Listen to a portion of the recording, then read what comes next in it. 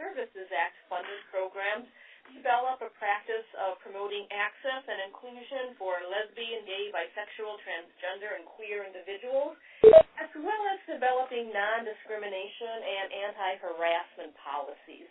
Now, this is a relatively recent requirement and is in response to changes in the Violence Against Women Act that add LGBTQ individuals to the list of underserved populations.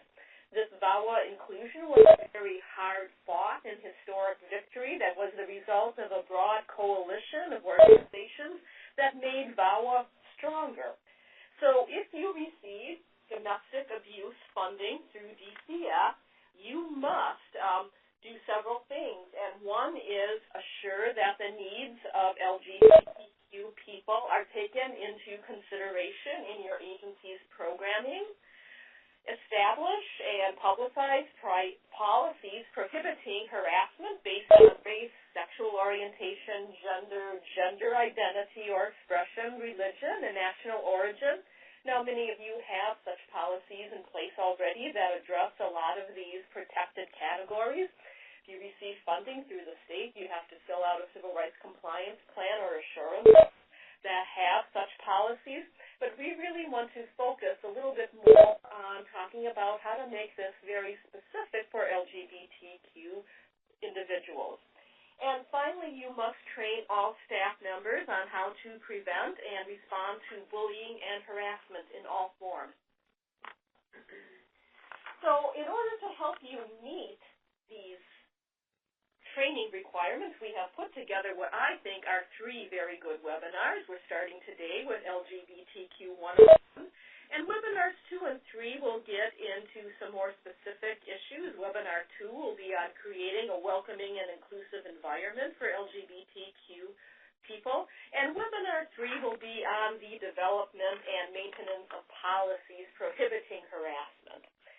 So, in summary, I'd just like to really thank everyone for their interest and participation in these webinars, and I'd also like to offer my strong support for using these webinars as not just an opportunity for grant compliance, which we expect you to do, but also as an opportunity for new learning and for personal and organizational reflection. I do understand some of the challenges that may be involved in changing your organizational practices to respond to the diverse needs of LGBTQ survivors of abuse, but we also know that by paying attention to survivors at the margins, we can move our entire movement to end violence forward. At the end of the webinars, as Colleen said, we'll develop a document with frequently asked questions with areas that might need further emphasis or clarification. This will be sent to all DV programs, and I do want programs to continue with their learning and development of competency on these issues, so we'll be exploring ways for ongoing technical assistance and support, and I'd love to be hearing from you in the future as to what some of your needs are. So without further delay, I'd like to turn this over to our presenter. Thank you. Hi, everyone. This is Molly. I'm going to use my parenting voice and hope that you have to turn your volume down after hearing me talk for a couple of minutes. So I'm just going to jump right in and look at the objectives that were developed for this training. And actually, before I do that, I'd like to let you know what I was thinking when I was developing these. And so as I prepared these, my background is in prevention, both in HIV prevention, but also around intimate partner violence. And so my thought through this entire development was how to prevent any harassment or bullying, or just having experiences not go well for LGBTQ people that are accessing services. So you'll see that the content is heavily geared in the beginning, particularly this first webinar, in how to set yourselves up to prevent any problems or challenges for people that might be accessing your services, and really to create an inclusive and welcoming environment. I was also thinking about a system of training that is a funnel. In other words, starting out very general, making sure everyone understands terminology and concepts, which is what we'll be doing today, and then getting kind of narrower and really focusing on intimate partner violence for LGBTQ people, and then what you can do in your agency. So the objectives that I developed were first to understand a brief LGBTQ history, which I think will inform some of the challenges that LGBTQ people experience in the larger society, and also give you all a better background on that historical piece. Second, to be able to describe some terms and concepts related to LGBTQ identities, and that will really be the most of the content for today. And then finally, explaining some of the similarities and differences between intimate partner violence experienced by LGBTQ people and non-LGBTQ people. And just as a background for this, all of the content on these trainings has come largely out of the committee that Colleen mentioned that I'm currently the co-chair for, and then it's part of a larger full-day training that we've been offering for programs for over 10 years. And so you're getting the webinar version of that today.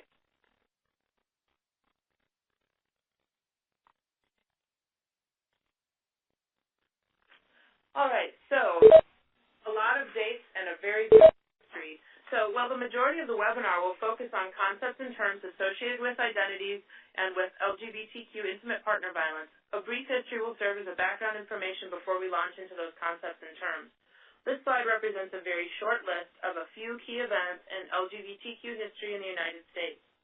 As I walk through the briefest of LGBTQ histories, think about where you were in your life during each of these events.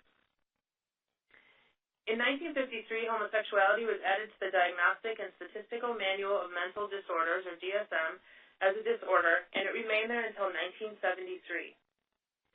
Gender identity disorder, on the other hand, had a very different history.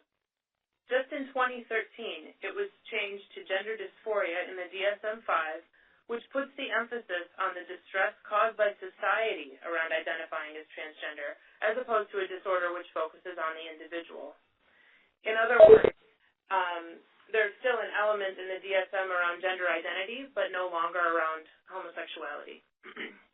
In 1969, a police raid on the Stonewall Inn in New York City occurred, and for the first time, the patrons fought back. 13 people were arrested, and some people in the crowd were hospitalized, and 4 officers were injured.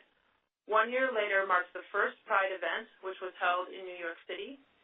And then about 10 years later, in 1979, the National March on Washington, which was a political rally for lesbian and gay rights, occurred. It was attended by about 125,000 people, and the request was for equal civil rights. So, again, moving slowly forward in history, the first cases of HIV were reported in 1981, although the name HIV was not yet used. So you might be wondering why this is a part of LGBTQ history, and we'll be talking today about some of the effects of stigma on these communities. And as a person who's worked in the field of HIV prevention for about 15 years, I can tell you that the stigma is still unfortunately alive and well and really has had an impact on how LGBTQ people view service providers and interactions with social services. Moving on to sort of the marriage issue, Vermont was the first state in the United States to allow for some sort of same-sex union to have recognized rights, and this was just in the year 2000. Massachusetts was the first to allow marriage proper, and that was in 2004. Ironically, one surprising date is that it was not until 2003 that the U.S. Supreme Court invalidated any remaining sodomy laws in the United States. So I say ironically because that happened 3 years after people were, at least in one state, allowed to have a legal union. Briefly about Don't Ask, Don't Tell, the military policy. It was developed in the early 1990s and lasted until 2011 when it was no longer allowed. However, it's important with all of these to really be thinking about who we might be talking about amongst LGBTQ people. And the reason I bring that up here is that transgender people were not included in Don't Ask, Don't Tell. And by that I mean that transgender people can't enter the military as out transgender people. And if they do enter the military, they must not be out. So the fact that Don't Ask, Don't Tell has been repealed has not allowed for inclusion of transgender identified people. And again, back on the marriage issue, in 2013, the Supreme Court of the United States struck down the Defense of Marriage Act, which was a federal law passed in 1996 that both created a federal definition of marriage as being between a man and a woman and expressly gave states permission to refuse to recognize marriages entered into by same-sex couples in other jurisdictions. And for those that have been keeping an eye on it, in 2014, it finally officially became legal for same-sex couples to marry in Wisconsin. Again, that's a lot of dates on one slide, and the reason that I included those are to just give a little bit of a backdrop of what's going on in the larger society for LGBTQ people. And if you'll notice just how many of those dates have been very recent, have been in the last decade or so. Things are changing quickly for people, and that all of that is a backdrop to how people are experiencing their relationships as well. So while things are moving in a more progressive direction legally, we always want to, and I always want to keep in mind that there are, victims and survivors currently living in relationships, LGBTQ relationships. So we've sprinkled a couple of polls throughout the webinar. I don't have a flashy slide design. We needed to do something to make sure that we're keeping people perked up. So we're going to move to the first of those polls now. So this is an opportunity to just kind of check in with how folks are doing. And the first one is, how many years have you worked in your current program? So if folks want to click on one of those responses, it'll help us get a sense of who's out there and how long you all have been in your programs. Much like my funnel analogy, these will get a little more specific as we go through them. Thank you for folks that are answering the poll. It looks like we've got a majority of folks that have been in their program 1 to 5 years. The next largest category, though, is folks that have been in a program for over 10 years. And then we've got some newer folks as well. That also shows us that the poll function is working. So thanks for doing that. All right. Should we skip to the results? Yeah, let's check out. And I think this is the magical part where you all see the results. There you go. A little over half of you in programs for 5 years, and a good split between less than a year and over 10 years. Great. Thank you so much for answering the poll. Okay, so now we're going to move from that historical piece on to terminology, and in some ways, if I only was allowed one slide, this would be the slide that I would share with you, and that is that the best term to use is the one that they provide and approve. In other words, this webinar is not going to teach you what term to use for any given person. It should not serve as a code book to all the terminology available for LGBTQ people.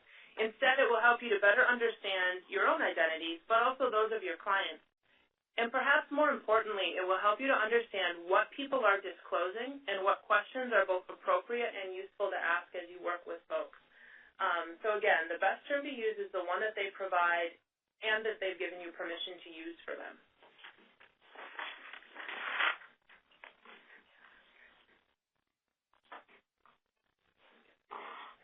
Okay. So to begin with, we'll start with some of those larger conceptual areas. So an understanding of LGBTQ terminology starts with some basic concepts. First, the acronym LGBTQ encompasses a number of identities.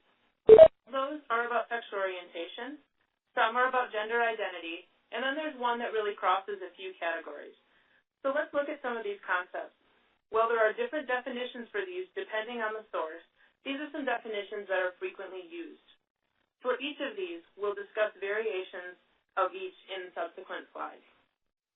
So first, when we think of the term sex, that refers to a person's biology, and that could include their chromosomes, their genitalia, reproductive potential, and changes that occur at puberty. Gender, on the other hand, and often this is one that's used interchangeably with sex, so I'm hoping that we can walk through a way to talk about them separately. Gender or gender identity refers to one's sense of self as masculine, feminine, somewhere in between, or maybe not on that binary scale at all. It can also include gender expression, in other words, how someone looks or portrays themselves to you, and their own sense of self, how they themselves feel their gender identity is identified. And then finally, orientation, or sometimes called sexual orientation, refers to whom a person partners with intimately or with whom they intend or desire to partner with intimately. And the reason I put that last part in there is there's a growing body of data collection actually on young people, and often a young person who's not yet sexually active will still be identifying their sexual orientation. So they won't have had a sexual behavior in order to say, I'm gay or lesbian, or I'm heterosexual. So certainly people can know that before having a behavior. speaking of behavior, that one shows up on the next slide. So attraction refers to whom a person is drawn physically, emotionally, and sexually.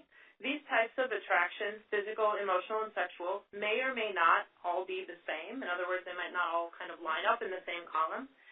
And attraction and the next term behavior may or may not be congruent with each other and with orientation. And I'll give a couple of examples. Behavior in this context refers to what a person does, usually sexually, although they may also be thinking of it as who they date or who they partner with. So let's look at each of these concepts more closely using examples.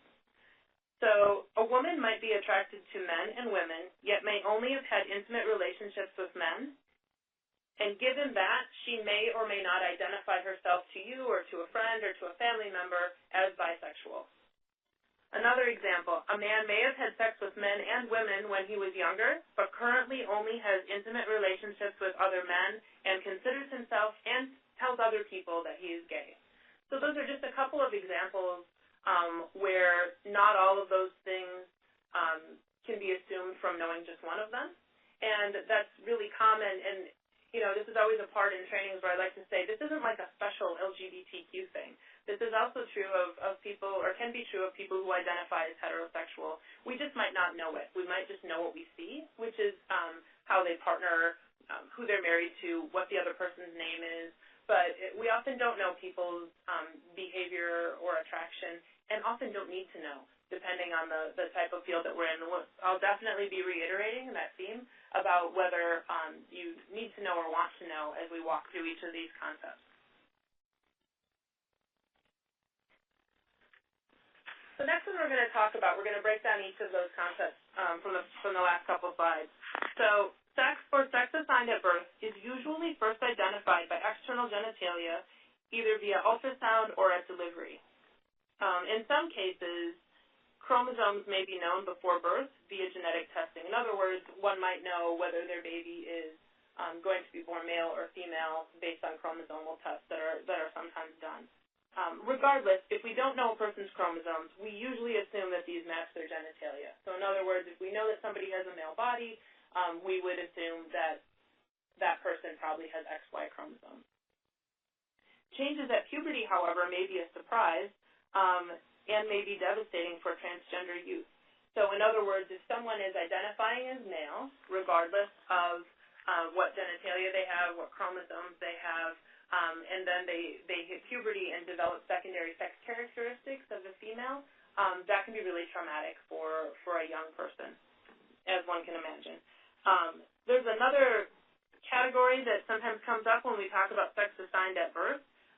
This may be a new term for some people. The term is intersex, and it's a general term used for a variety of conditions in which a person is born with a reproductive or sexual anatomy that doesn't seem to fit the typical definitions of female or male.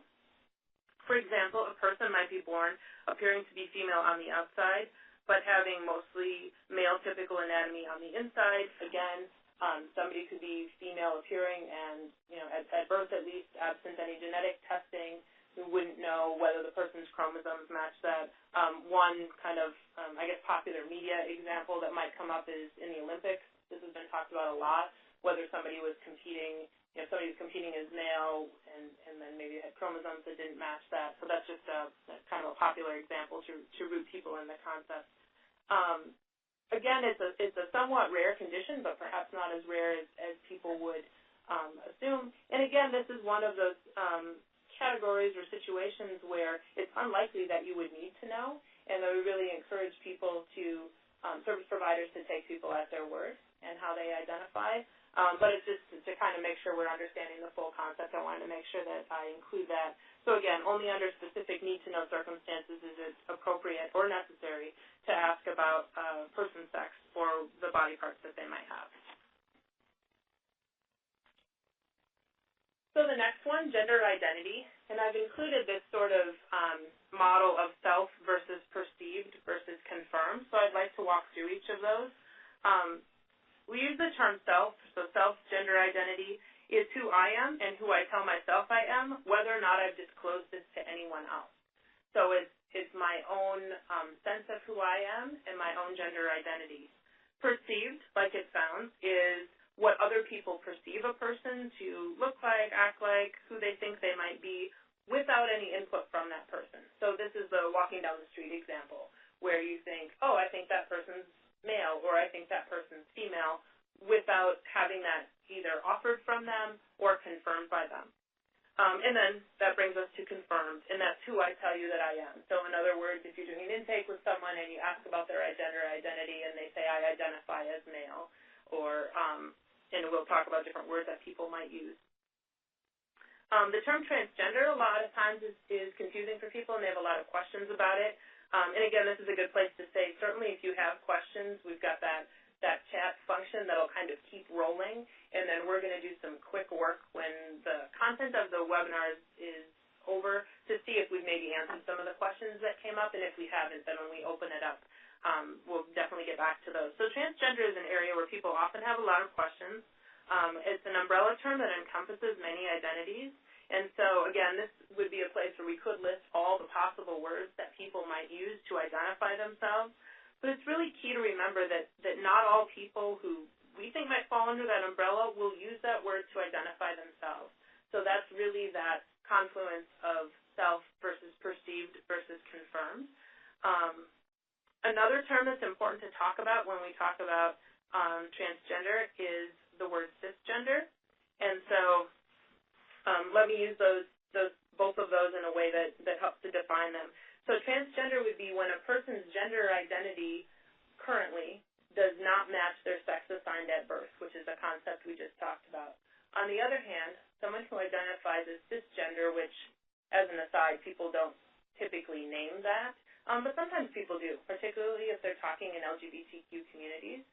Cisgender means that you do identify your current gender identity with your sex assigned at birth. So in other words, someone who is assigned male at birth, when a baby was born, they say that's a boy, and currently identifies as male. The term we would use for that is cisgender. So in a way, it's sort of the sister term, if you will, to transgender. A couple other terms that you may hear a little less commonly, agender, for a person who communicates a lack of a gender identity or a gender identity that is not in that binary of male-female. Gender nonconforming, which is sometimes used to describe a person who does not identify with the sex they were assigned at birth. So again, this could be a similar term to transgender. So again, this is a great place, since I've been using a lot of terms, to remind you that rather than trying to keep up with terms, it's always acceptable and perhaps preferred to use a respectful and appropriate ask. For example, I want to make sure that I understand what you want me to know about you, and you use the term that I don't recognize. What does that mean to you? So in other words, if someone were to say, I'm gender nonconforming, and you didn't know what that meant, that would be a way that you could respectfully ask about it and just be honest that they used a term that you didn't recognize. You might also say, I've not worked with someone before who describes themselves that way. What would you like me to know? So in other words, if the person's using a term, they're trying to tell you something, and you want to know what that means to them and what's relevant to the work that you're doing with them. I also like to remind people, often questions come up around pronouns, that it's a good idea to ask early what pronouns and names the person would like you to use for themselves, but also for their partners. I think particularly when we're talking about intimate partner violence, we're talking about relationships. So it's important to know how they would like you to talk about their partner. And always, if you make a mistake with names or pronouns later, I always encourage people to do the quick apology. So apologize, say that you'll do better, and move on. Excessive apologizing only makes you both uncomfortable, detracts from the focus of the interaction, and may even put the client in the position of trying to make you feel better. So like we like to say in my house, that's doing a whole lot of work. So putting a lot of energy into the apology can actually make things more uncomfortable.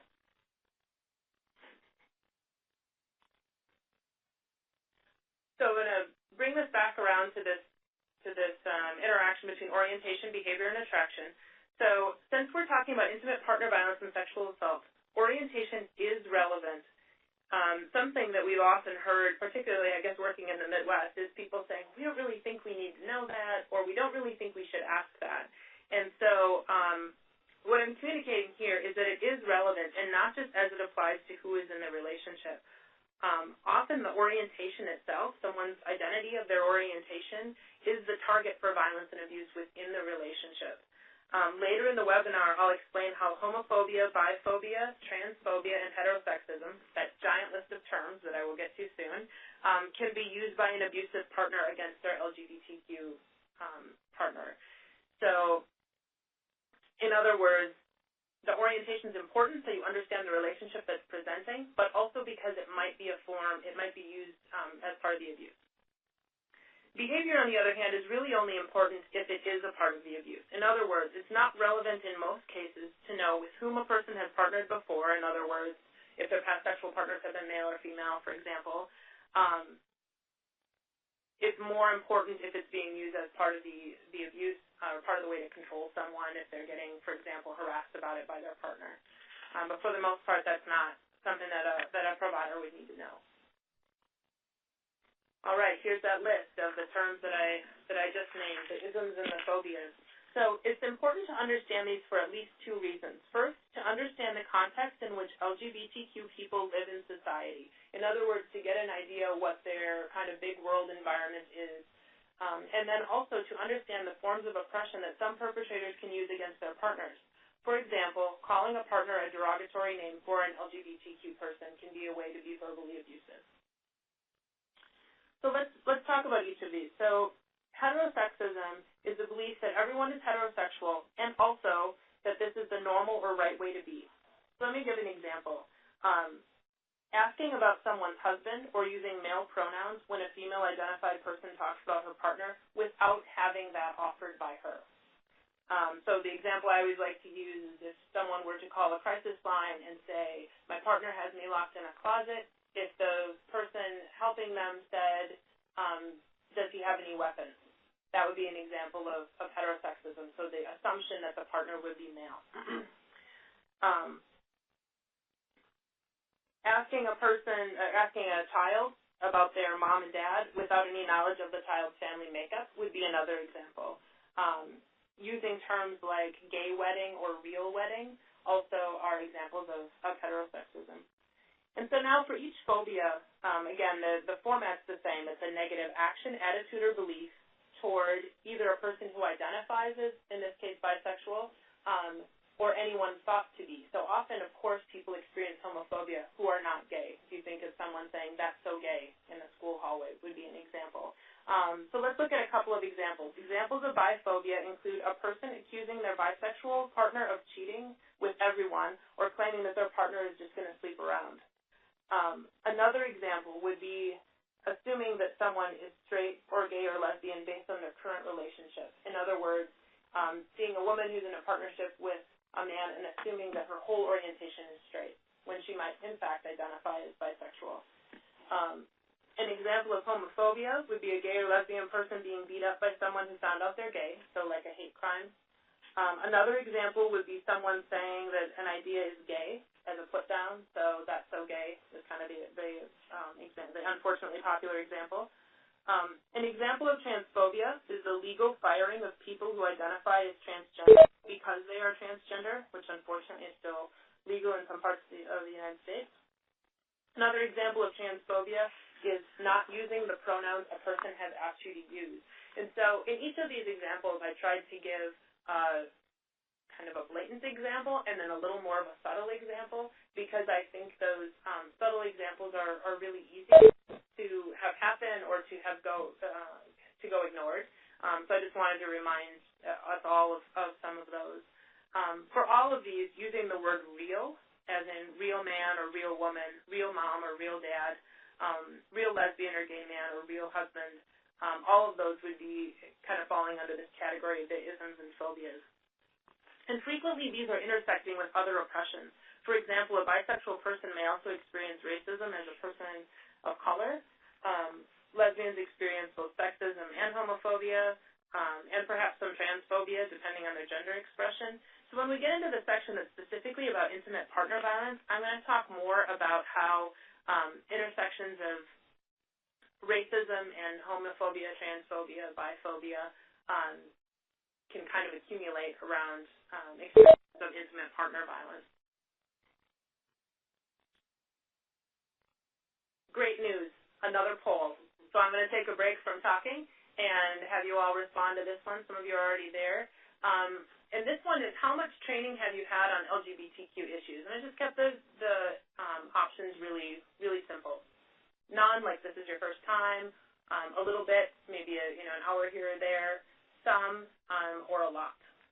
So we're watching as the results come in, and then in just a second we'll check on those. You can skip to the results, and we'll be able to see. Oh, see awesome. It's going to be live. How interactive. All right.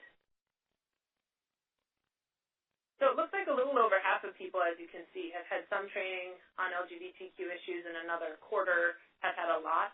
I hope that means that you all have had the full-day training that our committee has done, and maybe some other national training. And then there's a good probably 20% that have not had very much training on this issue.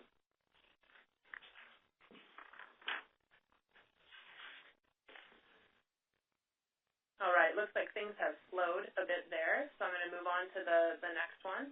Thank you, everyone, for participating. It looks like many of you are still with us and still listening. So I'm going to move on to each of these identity groups that we talked about, and we're really trying to also break down that acronym of LGBTQ. I think one of the mistakes that both people within the communities and from without, but we certainly do it ourselves as well, is kind of lump those all together. And we say, oh, I'm going to do an LGBT training, or we serve LGBTQ people, without really working through whether each of those identity groups are those that we're informed about, or whether we're really ready to serve them all. So I think it's important to look at some of the within-group differences. So this is a good reminder as we delve further into terminology that any term should not be used until a client uses it. And so these following few slides will give some background information on lesbians, gay men, bisexual, and transgender people, but this is not a replacement for being client-centered and for learning about an individual. So in other words, I would not want people to read this and say, oh, okay, now I know all about lesbians, but instead, now I have a little more background information about that group, and now I'm ready to listen to an individual tell me their story and tell me what that means to them. So typically, lesbian is a term used by people who identify as female and who partner with women. Individuals may also use the terms gay or gay woman, although these tend to be used by older populations of women. Again, I discourage you from ever using a term before someone else uses it, and sometimes people have really strong feelings about these terms, and because they're talking about their identities. So one of the many stereotypes about lesbians is that couples look and act heterosexual based on gender identity and gender expression. So an example of this would be assuming that the more masculine-appearing partner is the abuser in an abusive relationship. So I always think of an extreme example would be someone showing up in the middle of the night on a domestic violence call, a police officer, and immediately assuming that the more masculine person was the perpetrator. Another stereotype about lesbians is that relationships between women are always peaceful, equal, and free of power dynamics and control. Sometimes the phrase being utopia, while not a very common phrase, is sometimes used to describe this and kind of captures that myth.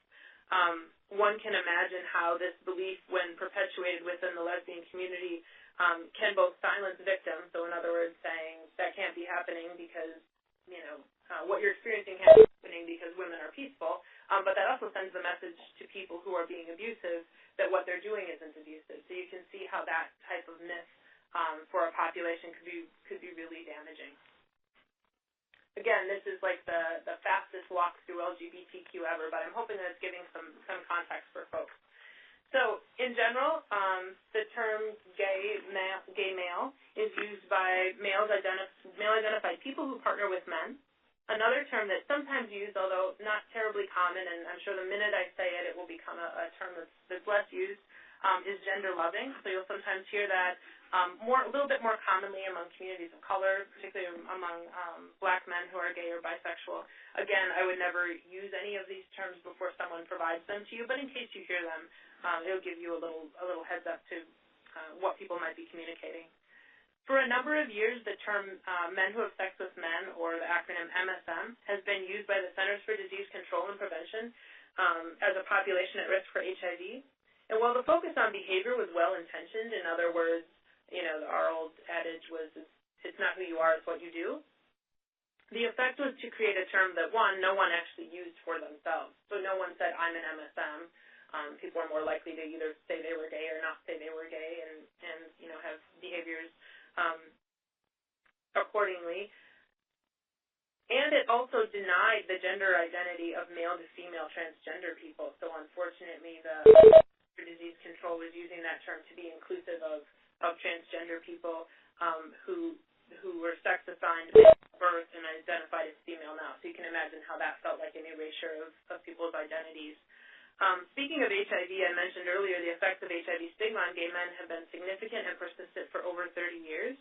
The epidemic has reinforced stereotypes and oppression related to sexualizing of gay men and the positioning of gay men as carriers of disease. And so as we talk about intimate partner violence and specifically gay men, that will definitely come out in some of the barriers to accessing services based on historical experiences of men with public health, service providers, medical community, et cetera.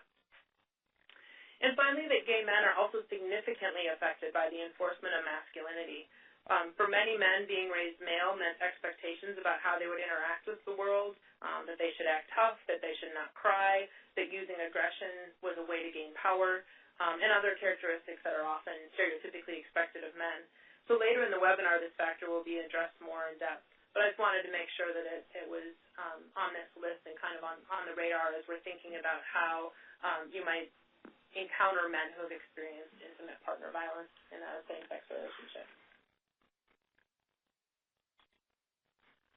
So next, bisexual people, as we walk through that acronym, there are several stereotypes about bisexual people that exist both from LGBT people and non-LGBT communities. It's a term used to describe people that are attracted to males and females. And so I'd like to walk through what some of those myths are, and you might be able to think about how this could both affect kind of that dual piece, both how it would affect people getting services, but also how it might be used within a relationship by an abusive partner. So one myth is that bisexual people are promiscuous, and somewhat related that they would not be monogamous with their partners. The presumption is that bisexual people, because they're attracted to both men and women, will seek relationships with everyone, regardless of their commitment to a primary relationship. Another myth is that bisexual identity is a temporary state, and often this one, and actually a lot of these, are perpetuated by LGBT people themselves. So in other words, the temporary state that either this is a pause on the way to identifying as gay or lesbian, or it's an identity to claim while exploring one's sexual orientation. So often when people identify as bisexual, they're basically not believed, or someone says, oh, you just haven't come out yet. So you can see how that would make it challenging for someone to disclose that to you, but also how that could be used within the relationship, and then just not having the relationship validated within their own communities. And another one is particularly people within lesbian gay communities might accuse bisexual people of identifying that way as a reaction to homophobia, suggesting that bisexual is a safer identity to claim. So this is, you just don't want to deal with people who are homophobic, and it's a lot easier, I'm using air quotes that you can't see, telling people it'd be a lot easier to identify as bisexual. So really within this, at least in the LGB acronym, bisexual people can have a really tough time identifying that way, and some of it's because the people very close to them, or what we would think would be close to them, are not very accepting. Which brings us to the next one. Another challenge for bisexual people is the lack of community. I've heard from a lot of bisexual people that they are not welcome in heterosexual communities, of course if they've disclosed, or in gay or lesbian communities if they share their identity. And one unique factor to keep in mind is that sometimes bisexual people do not share the same sexual orientation as their partner. So, for example, a woman who identifies as bisexual may be partnering with a man who identifies as heterosexual. So they wouldn't have that shared identity that can sometimes be supportive in a relationship. And so they wouldn't have the same experiences in terms of sexual orientation. And again, that gets at I guess you'd say, an opportunity for someone to be abusive as well. And then I would be remiss if I didn't mention that bisexual women experience abuse in their relationships at a rate that's significantly higher than lesbian and heterosexual women. So lesbian and heterosexual women's rates of violence experience, and this is from the National Intimate Partner and Sexual Violence Survey, are 43.8% for lesbians and 35% for heterosexual women. For bisexual women, that rate is 61%. So if we look across lesbians, heterosexual, and bisexual women are the clear outlier. In fact, lesbian and heterosexual women are more similar. Still high rates, unacceptable high rates, but bisexual women are kind of off the charts. For bi men, there's less of it. There's a discrepancy, but less so. For gay men, that experience is 26%, heterosexual 29%, and then bisexual men 37%. So one of the kind of new areas of research is what's going on for bisexual women around intimate partner violence.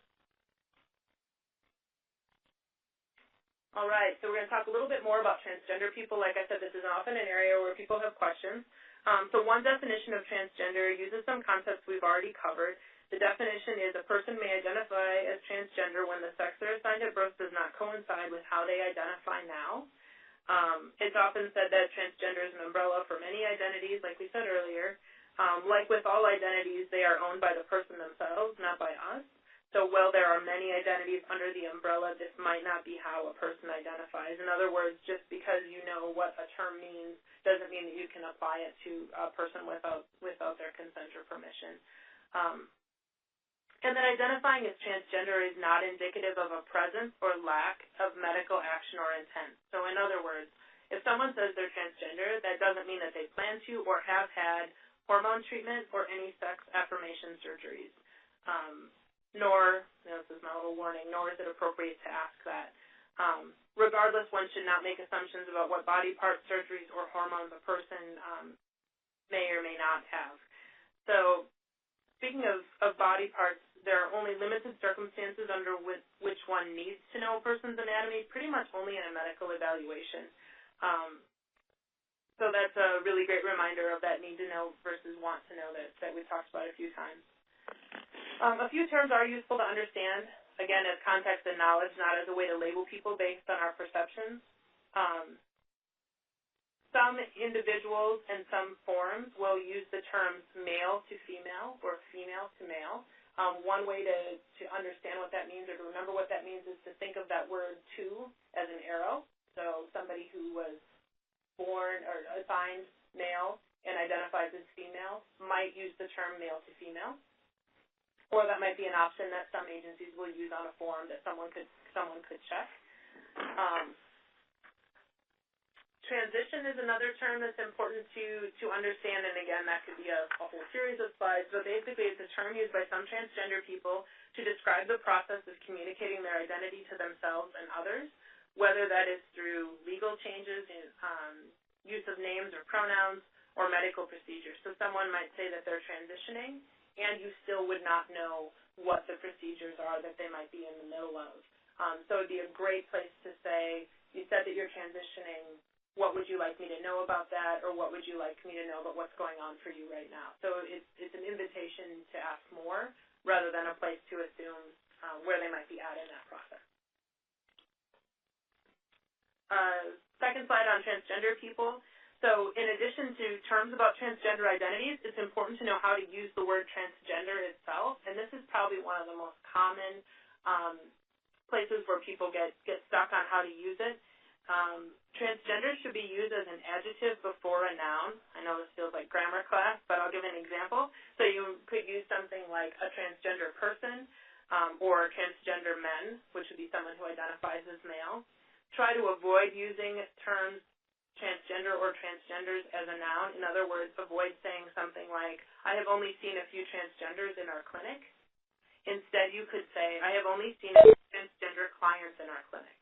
So again, using it as an adjective and not a noun. Also avoid using the word transgendered, as in, I have only seen a few transgendered clients in my clinic. A friend of mine who's transgender always reminds me that this would be equivalent to saying that someone was homosexual, which we would not say. So, you would use it, you would like to, as much as possible, use transgender as an adjective, like transgender person, transgender woman. The term cisgender, I think we've already covered. And as a reminder, when we work through these concepts, the gender identity does not indicate sexual orientation. For example, don't assume that somebody who's a transgender man or trans man, which is a term he might use, is attracted to and partners with women. So again, it's a good reminder that gender identity and sexual orientation are distinct parts of a person's identity, and again, that one doesn't indicate the other, so you don't know because you know one. Finally, and this is by no means a comprehensive review of transgender terminology and concepts, that it's important to use the pronouns a person uses. I find that most often we use pronouns when we're talking about someone and not to them. I've had the experience in my own life when people have used pronouns that are different from he, him, and his, that, or she, her, and hers, that the place where I always have to remind myself to do it is when I'm talking about the person when they're not there, because that's where we're just more likely to use that form of speech. So a person might use feminine pronouns, she, her, and hers, masculine, he, him, and his. There are some neutral pronouns that people might choose to use. These, your, here are some of them. And it's always okay to ask someone again, can you tell me how to pronounce that? I want to make sure that I'm getting it right. Or plural pronouns. I know people that use they, them, or theirs, and sometimes people just use their name. And we have to get accustomed to using that instead of a pronoun. Again, when you're unsure, it's always better to ask than to assume. And you can use a simple ask like, I want to make sure that I'm using the pronouns that work best for you. Can you tell me again what you'd like me to use? People would always rather be asked than have you assume that you know what their pronouns are. And again, as with lesbian, gay, and bisexual identities, we know something about community readiness for transgender people to address intimate partner violence. We did a research study in 2007 and 2008 that looked at how prepared these communities were to look at intimate partner violence. And overwhelmingly, the theme that we heard from transgender people was that they could not prioritize this issue amidst all the other basic needs that they were trying to attend to. So that's why this shows up here. It's just a reminder that, while all of you are focused on intimate partner violence, it might be a real challenge in a complicated life of a transgender person who's struggling with acceptance in society, at work, in a neighborhood, et cetera, to really identify that this is going on and then identify it as a priority to address. So I want to make sure that I sprinkle some of those themes that we heard through the community readiness assessment.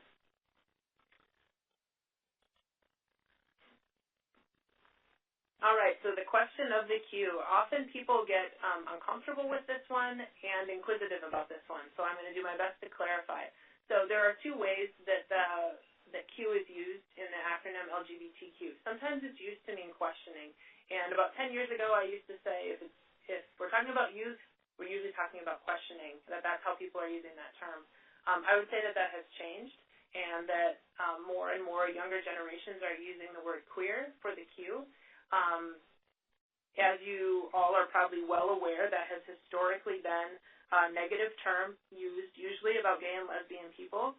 And given this negative association, many people still find it offensive. And so I would say that I'm about in the middle. There are definitely people older than me that use it, but for the most part, there are a number of people my age and older that find it really offensive. And certainly, there are exceptions to that as well. But it tends to be a term that's used by younger folks. It's certainly an example of a term that's been reclaimed. So it was used negatively, and now people are reclaiming it. Keep in mind it is still negative for a lot of people. This is a great slide to remind us all why not to use the term before someone else has used it, and not to use it as a show of how inclusive you are unless you've kind of checked that out with other folks. Because it can still be negative. On the other hand, the intent of the use of the word queer is to be inclusive, because it can include both those gender identity concepts, so things like whether someone identifies as masculine or feminine, if someone identifies as transgender, but also the sexual orientation inclusion. So it's meant to kind of get its arms around all of LGBT, and so it's meant to be an inclusive term, and yet I vet that with with your programs and with some of your clients and stuff before you use it. So I basically wouldn't use it until some group has claimed it for themselves. For example, somebody says, we want to call the support group this, and this is why we think it should be called that, is different than you naming something like that. So again, you should absolutely not use the term if the client has not provided it and approved it when you're referring to them.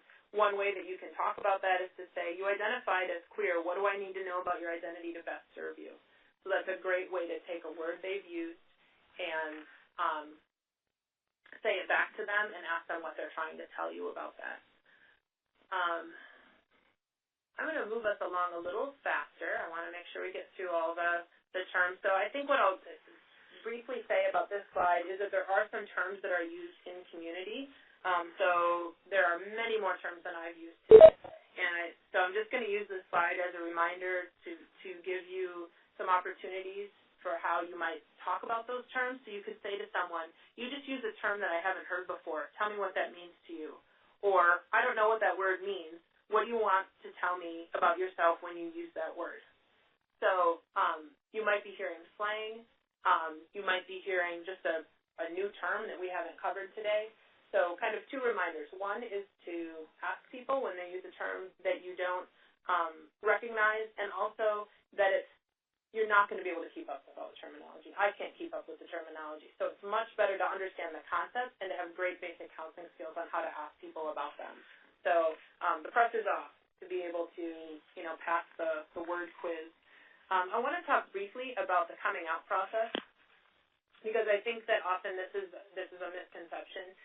So coming out is a term that's often used to talk about when a person first told someone else that they identified as one of the identities under that kind of larger LGBTQ group.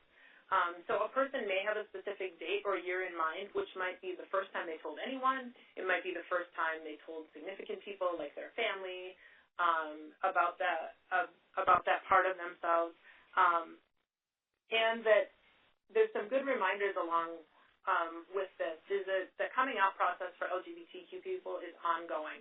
So I am certain that myself and other LGBTQ people are going to have to come out to someone next week. We're going to be at a grocery store, or at a doctor's office, or on the phone or something, where that opportunity is going to happen because we're going to talk about our partner or our gender identity or something.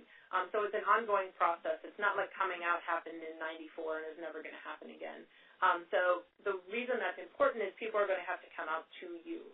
It's really hard. I can only imagine how hard it would be to talk about intimate partner violence and try to skirt around these issues of identity. I think it's really, for people in crisis, would be really challenging. And so a couple other quick reminders that people might not be out in all settings.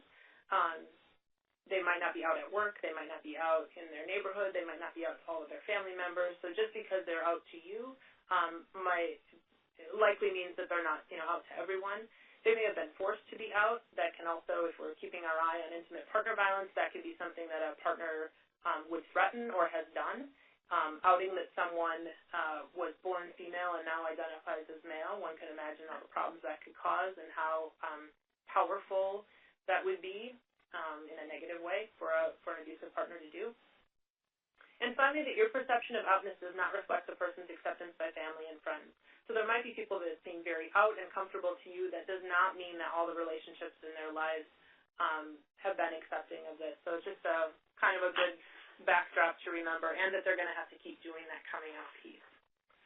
Really quickly, some words to avoid and why. We already talked about the first one. Avoid using transgender as a noun. Avoid using transgendered.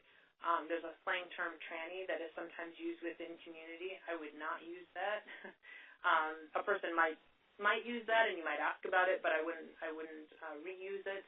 Transvestite is a term that's becoming less and less used all the time. That used to be used to describe people who cross-dress. It's much better to talk about what's going on and ask the person if it applies to what you're talking to them about than it is to put the label on. We already talked about the term real. And then that last list is just a way that really diminishes people's relationships. So, for example, I've had friends go to medical appointments or have medical procedures done and have their partner there as a support person, and no matter how many times they told the provider that was their partner, the provider insisted on calling them their friend. So that really negates the relationship and puts people in a vulnerable position, in this case where they're getting support from their partner. All right. Another poll, and that also means that we are about at the end of just talking about LGBTQ 101. So the poll says, have you worked with LGBTQ clients? Never, rarely, some, I guess I should say sometimes, or frequently. Oh, and we're going to move it along and skip to the results again. See what's going on there. I'm so excited to hear that a number of people have worked with LGBTQ people. I think that you have. I think that you have had LGBTQ people come in or have tried to access your services in a lot of cases. We know from census data in Wisconsin that there are, we at least know about the LGB in all counties of Wisconsin. People might not be coming out to you, though, so you may not be seeing them, even if they are there. All right, so it looks like at least half of people say that they know that they've worked with LGBTQ clients, and then a good solid third are saying never or rarely, and then about 10% frequently. So thank you for doing that. It's great to have for me to have a pulse on sort of whether folks are coming through your doors, and it seems like you all are well primed to develop some policies as well, which we'll eventually get to. All right, so I'm noticing that we've got about 10 minutes left, so I'm going to start moving a little more quickly on this and make sure that we still have time for some questions. I encourage you to use that chat function as our time is waning to start asking some of those questions, particularly now if you've got them about things that we've already covered. So the first one, why am I using the term intimate partner violence? For a lot of you, this has been coming in the larger domestic violence movement for a while. But particularly for LGBTQ people, we've been using it consistently for over 10 years, and for a few reasons. The first is that the association with the term domestic violence is often that applies to heterosexual, and since you just learned this term, cisgender people. So there's a lot of connotation. You know, if we replace that with battered women's movement, for example, you can see how a lot of people might not see themselves as victims or survivors if that's the context in which they're thinking of it. So this is a tricky situation because we want to respect the history of the movement, but also use terms that people can see themselves in. So using the word partner, which is a word that is, I call it one of the neutral terms, right? Anyone can say that the person they're intimately involved with is their partner. So it neutralizes a little bit some of the connotation of domestic violence. It also reflects this move to thinking of intimate partner violence as something that can happen in a dating relationship, all the way through to a long-term monogamous relationship. So intimate partner takes a little bit away from domestic, which often sounds like, whether that was the intent or not, someone you live with a really long time in the same house. So we've been using intimate partner violence to talk about LGBTQ relationship violence for a long time. A little bit about some myths that are out there. First, that women are not violent, and obviously if you are in a relationship with a woman and she is violent, that myth could be really, really damaging because you might question whether what's going on is really violence or really abuse. Also, the flip of that is the kind of message that sends to a female who's a perpetrator of intimate partner violence. The myth that all men are violent. So then that can kind of wash out the experiences of violence. So, for example, if I were to see or hear two men in the apartment above me arguing, I could say, oh, those are guys that are fighting right now, or somebody got a little too drunk, when it might actually be an intimate partner violence situation. So chalking it up to male violence, which is supported and reinforced in our society, really can miss then the intimate partner violence that might be going on. The myth that two women or two men would be equal in a relationship. So when we first started doing this work, those of us that have been involved in the battered women's movement before were having a hard time kind of getting it and kind of working it out in our own heads. And I think a lot of what we were pushing up against was this idea that gender identity was really the key to it. The way that I and others have reframed it so that we can understand what's going on and validate the experiences of women who experience violence from women, for example, is understanding that power and control model, which we all have to always go back to in understanding these issues, is one that is supported in our society, unfortunately, and readily available for anyone to replicate in their relationship, regardless of the identities of the people. So it's really bringing it back to power and control and understanding that, and that's unfortunately available for anyone to like I said, to replicate. The myth that the more feminine person is the victim. So again, it's often easy to kind of throw out what we know about listening to people and understanding what's actually happening and just go to those cues of who looks more feminine or who looks more masculine. You can see how that would erase the experiences, for example, of a more masculine person who is experiencing abuse. Another myth is that bisexual women can just kind of, cruise through services as a heterosexual person if she's identifying with a male, but that would ignore the thing that I said earlier, which is that that man might be using her bisexuality as a way to be controlling, so she might need some different services, and she might also really lack community, not being welcomed by heterosexual, or in this case, she might not be welcomed by lesbian communities either. The myth that rape can't happen between women, between men, or when a transgender person is one of the individuals. I think this is both external and internal. So sometimes people that are in relationships with a person of the same sex don't think they will be believed. They don't think that what will happen, that what happens to them in a sexually violent way counts or will be counted or be heard by someone else. They don't think that they'll be believed. And so we have a lot of work to do to make sure that people understand that sexual assault doesn't always look one way in terms of what happens, but also in terms of who's involved. The myth that victims won't be protected by law, when in fact in Wisconsin we're in whether, depending on how that's enforced, but the law is pretty inclusive. That abuse in LGBTQ relationships is either not very common or is very common, when in fact the rates are about the same. But I think that pendulum swing can come from either people saying, well, that's not happening because there's not a man and a woman, or those relationships are dysfunctional and unhealthy, so it's very common, when in fact we all kind of land back at about the same rate of violence. This is probably incredibly challenging to see, and I just wanted to put up the power and control wheel that's been developed for LGBT people. It's a bit dated. It's over 10 years old. It's developed out of an anti-violence program in New York. A couple of things about this I think is helpful for staff to look at and to identify areas they're familiar with and areas that are different. But also it's a useful tool to be able to have available for clients to communicate that you're thinking about them, to show a client that might be able to see this one and more see themselves and what's happening for them in that relationship. You could send a full-size one of these, or if there's a link to it. Yep, yeah, that's a great suggestion. So for folks that haven't seen this before, we'll make sure we include that in the materials. Wow, this is taking way longer than I thought it would. We've only got a few minutes left, so I want to just keep going forward. Hopefully folks can stick with us, and I'll pick up the pace. So a little bit about similarities. It's always important both for service providers to see this, but also for LGBTQ people to see this, particularly the first one, that no one deserves to be abused. We all know that, and that seems like something that perhaps we don't need to lead with, and yet for LGBTQ people, they may have been told that they do deserve it, both, of course, by the perpetrating partner, but also by family members or friends who have not been supportive of their relationships to begin with. And it can be really hard to circle back to those people that we hope would be supportive when we know that the backlash we're going to get is, see, this is what I told you would happen in that relationship anyway. So it can be a really powerful message. The types of abuse are largely the same. We'll get into some differences.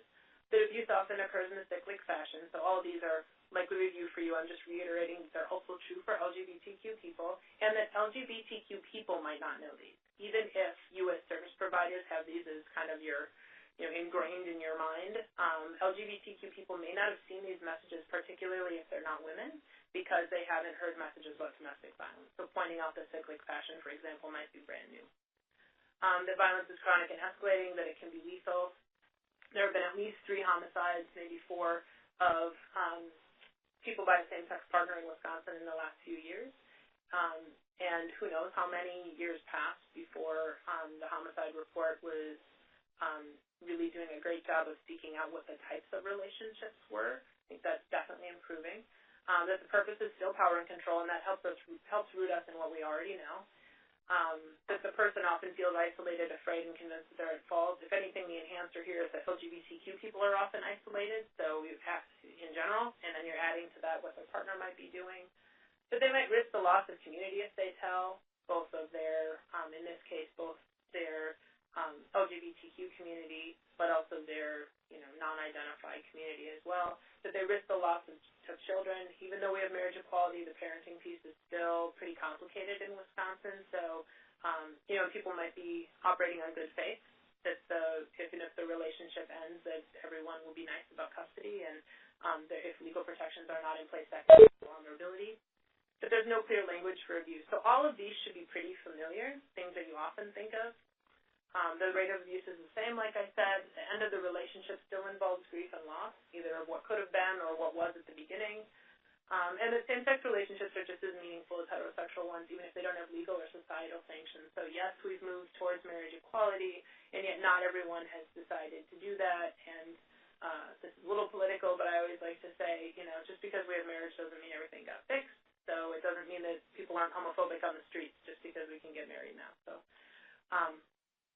all right, so the differences.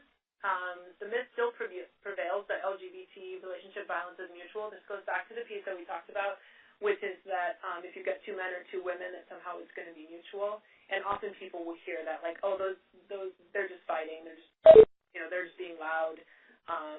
They're just being boys. Boys will be boys, kind of thing. So that really diminishes the actual power and control that's going on because people are judging just on what they see. This one's really important, so I'm going to spend just a minute here. Living in a homophobic, biphobic, transphobic, heterosexual society creates a different context for violence. So that's a really heavy statement that basically means that people are already experiencing that phobias and the isms in the larger society and perhaps least expect it back in their home. So you can imagine how it would be a really effective thing, for example, for a gay man to, while he's hitting his partner, call him a fag. Especially if he knows that his partner has been called that name in a hate crime before. So I always say it doesn't take a lot of poking at an old wound to reopen it when there's been so many, transgressions of that before. So people are already living in an oppressed society and perhaps, like I said, least expect that same treatment at home. So then when it happens, it can be really damaging and really powerful in terms of being able to control someone. Within the LGBT community, support may not exist. We are not particularly aware of this as an issue, nor are we good at naming it. So the peers might not want to call it out. Plus, we're all LGBTQ people are often trying to put our best foot forward. We're trying to get, marriage rights and adoption rights and housing rights and employment rights, and so it's unlikely that people are going to want to call out something that's not going well. So utilizing services is deciding to come out and is a major life decision. So it'd be really hard for me to call a crisis line and not talk about my partner. So I kind of have to decide right now that I'm going to do that and then I'm going to come out. The butch femme identities are not equal to male and female. This goes back to that piece about, if someone's more masculine presenting in their gender expression, that does not mean that they identify as male. It also does not mean that they're more likely to be the perpetrator. The LGBT, it should say Q there, survivors may know very few, if any, other people who identify that way, and leaving the abuser could mean total isolation. I'm from a small rural community in Wisconsin, and even today, if there are LGBT people living there, I would guess they don't have a bunch of LGBT neighbors. So leaving the abuser could mean being very isolated. And this can happen in urban areas as well. That's just a more extreme example. But our communities are surprisingly small. Even in some of our urban communities like Madison or Milwaukee, people know each other. And it's likely that people will have integrated relationships where the couple is friends with both people and another couple. And so I would say perpetrators are clever. They can be very effective at seeking out what might have been a system of support for someone and getting there first and saying, oh, she's just going through a hard time, or she's really the one that's abusive.